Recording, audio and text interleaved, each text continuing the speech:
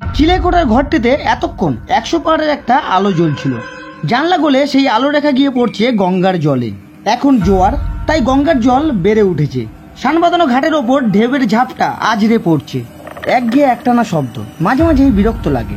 গভীর অন্ধকার রাতে ওই শব্দ মাঝে মাঝে ভয়ও ধরিয়ে দেয়। আলোটা নিভে দিল রাহুল। ঘরটা পুরোপুরি অন্ধকার। নিঃশ্বাস প্রশ্বাসের শব্দ ছাড়া আর কোনো শব্দ নেই ঘরটাতে।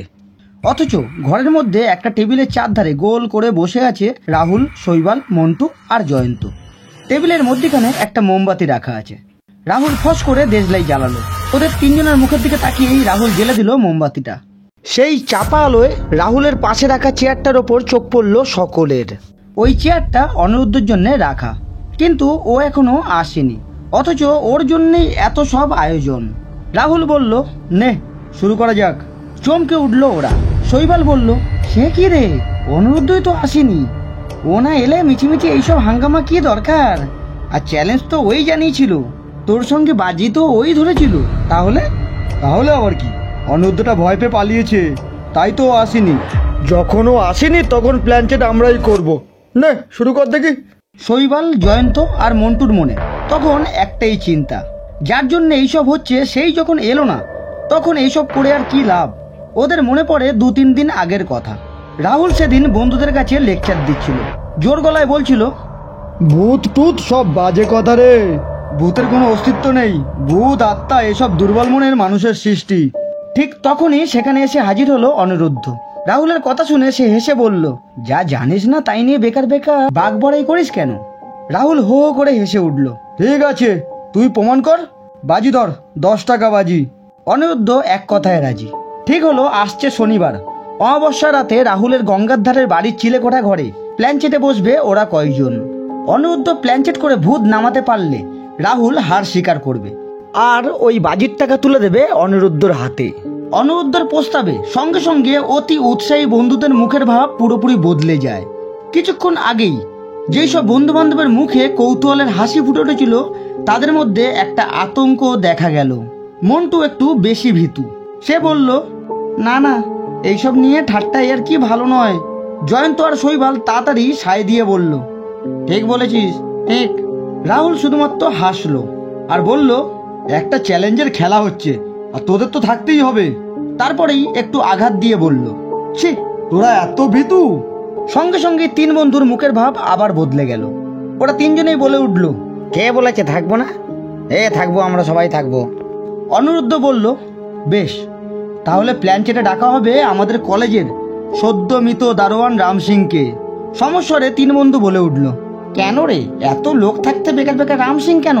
অনিরুদ্ধ তাকালো রাহুলের দিকে। আমরা কেউ হিন্দি লিখতে পারি না, তাই। তাই কি? রাহুল প্রশ্ন করল। অনিরুদ্ধ বলল, তাই আমাদের প্রশ্নের উত্তরে রাম সিং হিন্দিতে লিখেই উত্তর দেবে। তাহলে তুইও বিশ্বাস করবি যে এটা আমাদের কারোর কারচুপি নয়। রাহুলের খুব পছন্দ হলো প্রস্তাবটা। সঙ্গে সঙ্গে ঠিক হয়ে গেল। আগামীকাল ঠিক সন্ধ্যে 7টার সময় ওরা সকলেই হাজির হবে গঙ্গার ধারে রাহুলের চিলেকোঠা ঘরটাতে। মন্ডল স্টুডিওর নিবেদন গ্রাম বাংলার ভূতের গল্প। নমস্কার বন্ধুরা, আশা করি তোমরা সবাই ভালো আছো। আজ আপনারা শুনবেন লেখিকা গৌরীদের কলমে একটি ভূতের গল্প, প্ল্যানচেট।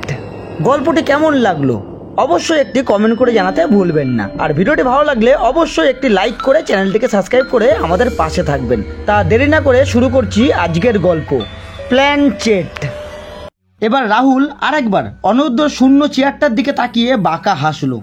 শৈবাল বলল, অনিরুদ্ধ যখন আসেনি তখন আর? রাহুল দৃঢ় স্বরে বলল, না, নেমেছি যখন এর শেষ দেখে ছাড়বো। অনিরুদ্ধর বুজরু কি ভাঙতেই হবে। মন্টু কি একটা বলতে যাচ্ছিল, চুপ করে গেল। রাহুল গম্ভীর হয়ে বলল, এইবার শুরু করা যাক। সঙ্গে সঙ্গে 4টি দেহ থেকে বাম হাতগুলো নড়ে চড়ে উঠে আগড়ে ধরল তাদের পাশের মানুষটার হাত, পা অথবা জামার খুঁট। চতুর্দিকে তাকিয়ে রাহুলের ঠোঁটে একটা বিদ্রুপের হাসি খেলে গেল। অন্ধকার ঘরে কেউ তা লক্ষ্য করল না। সকলেই তাদের ডান হাতটা টেবিলের ওপর রাখলো। রাহুল কলমটা চেপে ধরে বসলো, বলল, কলমটা নড়াচড়া করতে শুরু করলেই তোরা আমার হাতের ওপর হাত রাখবি। এবার সবাই চোখ বুজিয়ে চিন্তা কর দেখি। মন্টু কম্পিত স্বরে জিজ্ঞাসা করলো, কাকে? ভ্রু কুঁচকে বলে উঠল রাহুল, দারোয়ান রাম সিংকে কতবার আর বলবো তোদের। শৈবাল অনুভব করলো তার পিঠের সিদ্ধারা দিয়ে একটা শীতল স্রোত নেমে যাচ্ছে নিচের দিকে। শিহরিত হয়ে সে বলে ফেলল, রাম সিং তো মরে গেছে। জয়ন্ত ওকে একটু ঠেলা দেয়। শৈবাল নিজেকে সামলে নিল। ওর মনে পড়ে গেল প্রেতাত্মা আনবার জন্যই তো তাদের এত সব আয়োজন। এক অস্বস্তিকর নিস্তব্ধ পরিবেশের মধ্যে রাহুল একসময় বলে উঠল, রাম সিং, তুমি এসেছো? হঠাৎ ঠিক সেই সময় বাইরে থেকে শো শো শব্দে একটা ঝড় ছুটে এলো। কালবৈশাখীর ঝড়। ঝড়টা একবার উকি দিয়েই যেন হঠাৎ করে চলে গেল। গরমের জন্যেই দক্ষিণের জানলাটা খোলা ছিল, পুরনো কাঠের জানলা। হাওয়ার দাপটে খটখট করে শব্দ তুলতে লাগলো। ঘরের একমাত্র মোমবাতিটা দমকা বাতাসে দপ করে নিভে গেল। রাহুল আবার জিজ্ঞাসা করলো, রাম সিং, জবাব দো। গঙ্গার বুকে ঘাটের কিছুটা দূরে একটা স্টিমার যাচ্ছিল। ঝড়ের সংকেত দিয়ে খুব জোরে একটা ভোঁ দিল। আচমকা সেই বিকট শব্দে দারুণ চমকে উঠে চেয়ার উল্টে পড়ে গেল মন্টু। টেবিলের ওপর রাখা কম্পিত মন্টুর হাতটা তখন তার বসে ছিল না, ফলে টেবিলটা একটা কম্পন শুরু হলো। শৈবালা জয়ন্ত অনেকক্ষণ ধরেই টেবিলের কাঁপুনি অনুভব করছিল। এই অপ্রত্যাশিত বিকট শব্দে টেবিলটি বেশ জোরেই কাঁপতে লাগলো। এমন সময় কোমরের ব্যথায় মন্টু চেয়ার সমেত উল্টানো অবস্থায় চেঁচিয়ে উঠে বলল, বাবা গো। সঙ্গে সঙ্গে ঘরের মধ্যে দাপাদাপি, চিৎকার, চেঁচামেচি, এক যেন লঙ্কা কাণ্ড শুরু হয়ে গেল। তার মাঝখানে খুব শান্ত স্বরে কে যেন বলে উঠল, রাহুল, আলোটা জ্বালা, আলো। রাহুল এতক্ষণ এদের কাণ্ড দেখে স্তম্ভিত হয়েছিল। আলো জ্বালার কথা শুনেই উঠে সুইচটা টিপে দিল। আলো জ্বলতেই চোখে পড়ল ঘরের বিধ্বস্ত অবস্থা। প্রত্যেকের চোখে মুখে ছেড়ে দেমা কেঁদেবাচি অবস্থা। রাহুল বিরক্ত হয়ে বলে উঠল, যা সব বাড়ি যা, কাপুরুষের দল। তারা যেন এই কথাটা বলার অপেক্ষায় ছিল। কথাটা বলার সাথে সাথেই ঘর পুরোপুরি খালি। ঘড়িতে তখন রাত 9টা। দারুণ বিরক্তিতে ঘরের চারিদিক দেখে আলো নিভিয়ে দ্রুত পায়ে রাহুল নেমে এলো নিচের ঘরটিতে। ঘরের মধ্যে রাখা ছিল একটি খাট, তার উপর বসে পড়ল। এখন বাইরেটা পুরোপুরি শান্ত, ঝড় থেমে গেছে। যে কটা লোক ছিল তারাও ঝড়ের পর বিদায় নিয়েছে। ঠান্ডা একটা মিষ্টি বাতাস গঙ্গার জল স্পর্শ করেই রাহুলের বিক্ষুব্ধ মনে তার প্রলেপ মাখিয়ে দিয়ে গেল। স্টিমারটা চলে গেছে বেশ খানিকটা দূরে, কিন্তু ঘাটে বাঁধা নৌকাগুলো এখনো দুলছে তার ঢেউয়ের দোলায়। আকাশের বুক ভরা মেঘে একটা যেন নীল আভা মিশে আছে। মেঘের ফাঁকে ফাঁকে দু একটা তারাও যেন দেখা যাচ্ছে। কিন্তু প্রাকৃতিক এই সৌন্দর্য দেখার মতো মন তখন ছিল না রাহুলের। মনের মধ্যে অনিরুদ্ধর মুন্ডপাত ঘটাতে লাগলো অবিরাম। রাহুল হলো সায়েন্সের ছেলে, সে ভূত প্রেত বিশ্বাস করে না। সেই জন্যেই সে 10 টাকা বাজি ধরেছিল। অনিরুদ্ধ থাকলে টাকাটা সে আদায় করেই ছাড়ত। ঘাটের ধারে রেল লাইনের পাশে জ্বলছিল একটা হলুদ আলো। সঙ্গে সঙ্গে আলোটি নিভে গেল। লোডশেডিং। বিরক্তিতে মনটা ভরে যায় রাহুলের। হঠাৎ সেই নিশ্চিদ্র অন্ধকারে সে অনুভব করলো কেউ যেন তার পাশে এসে বসলো, কিন্তু অন্ধকারে তার মুখটা দেখা যাচ্ছে না। রাহুল প্রশ্ন করলো, কে এখানে?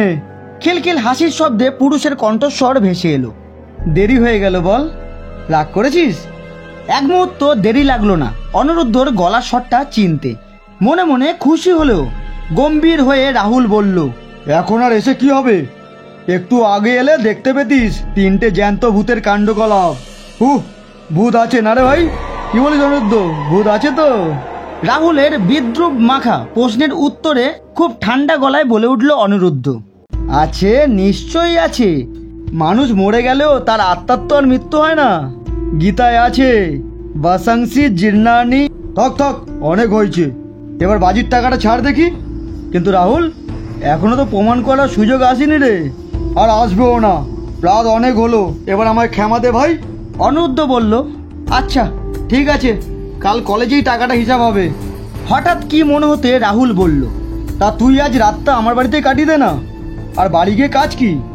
উঠে দাঁড়ালো অনিরুদ্ধ, না না, যেতে আমাকে হবেই। শুধু কথা দিয়েছিলাম বলেই এলাম, নয়তো। কথাটা শেষ হওয়ার আগেই অদূরে দেখা যায় ট্রেনের স্পটলাইটের তীব্র আলো।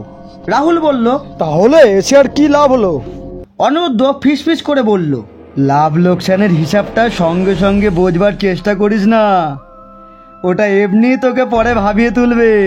ট্রেনটা খুব কাছে এসে পড়েছে। অনিরুদ্ধ বলল, ভাই, আমি তাহলে আসি। রাহুল দেখলো অনিরুদ্ধ ট্রেন লাইন পার হচ্ছে। চিৎকার করে উঠলো রাহুল, সাবধান অনিরুদ্ধ! তার গলার স্বর ঝাঁপিয়ে ট্রেনটা হু হু করে ছুটে এলো। একটা জলজ্যান্ত ছবির মতো কয়েক মুহূর্ত স্থির হয়ে থাকলো রাহুল। তারপর তাকালো ট্রেন লাইনের দিকে, কিন্তু সে যা ভয় করেছিল সেই রকম কোনো বীভৎস দৃশ্য সে দেখতে পেল না। দীর্ঘশ্বাস ফেললো রাহুল। যাক, অনিরুদ্ধ তাহলে ট্রেন আসার আগেই লাইনটা পেরাতে পেরেছে। শান্তি পেল। উত্তেজনার জের যেন তখনও তার মনের মধ্যে চলতে লাগলো। সারা রাত রাহুল দু চোখের পাতা এক করতে পারল না। পরের দিন কলেজের সামনে একটা ছোটখাটো জটলা বেঁধেছে। কৌতূহলী রাহুল সেই ভিড় ঠেলে ভিড়ের মধ্যে ঢুকে গেল। মন্টু রাহুলকে দেখেই ছুটে এলো, এসে বলল, রাহুল, শুনেছিস কি হয়েছে? কালকে অনিরুদ্ধ আসেনি কেন বুঝতে পেরেছিস? আরে গত পরশুদিন বিকালে কলেজ থেকে বাড়ি ফেরার সময় অনিরুদ্ধটা ট্রেনে কাটা পড়েছে। মন্টু আরো কত কি বলল, একটা কথাও যেন রাহুলের কানে গেল না। রাহুলের চোখের সামনে ভেসে উঠল গত রাতের দৃশ্যটা। মনে পড়ল অনিরুদ্ধর শেষ কথাটা, লাভ লোকসানের হিসাবটা সঙ্গে সঙ্গে বোঝার চেষ্টা করিস না, ওটা এমনি এমনি তোকে পরে ভাবিয়ে তুলবে। কিভাবে যে রাহুল ফিরে এলো নিজের বাড়িতে সে নিজেও জানে না। কখন যে সিঁড়ি বেয়ে উঠে গেছে ওপরের চিলেকোঠা ঘরে। গত রাতের অব্যবহৃত প্ল্যানচেটের কাগজের ওপর পেন্সিল দিয়ে অন্যমনস্কভাবে আঁকিবুকি কাটতে শুরু করলো, কিন্তু তার কোনো খেয়ালই নেই। ঘন্টাখানেক পর যেন ঘুম থেকে জেগে উঠল রাহুল। সব ব্যাপারটা এবার সে বুঝতে পারছে। এতক্ষণ বাদে তার মন থেকে একটা কথা ভেসে এলো। রাহুল মুখ ফুটে বলে উঠল, এমনি করে কি বাজিতে জিততে হয় অনিরুদ্ধ? ডুকরে কেঁদে উঠল রাহুল আর টেবিলের ওপর মাথাটা রাখলো। এতক্ষণ শুনছিলেন লেখিকা গৌরীদের কলমে প্ল্যানচেট। গল্পটি কেমন লাগলো অবশ্যই একটি কমেন্ট করতে ভুলবেন না। আর ভিডিওটি ভালো লাগলে অবশ্যই একটি লাইক করে চ্যানেলটিকে সাবস্ক্রাইব করে আমাদের পাশে থাকবেন। আজ এতটুকুই, দেখা হচ্ছে আরও একটি গ্রাম বাংলার ভূতের গল্প নিয়ে।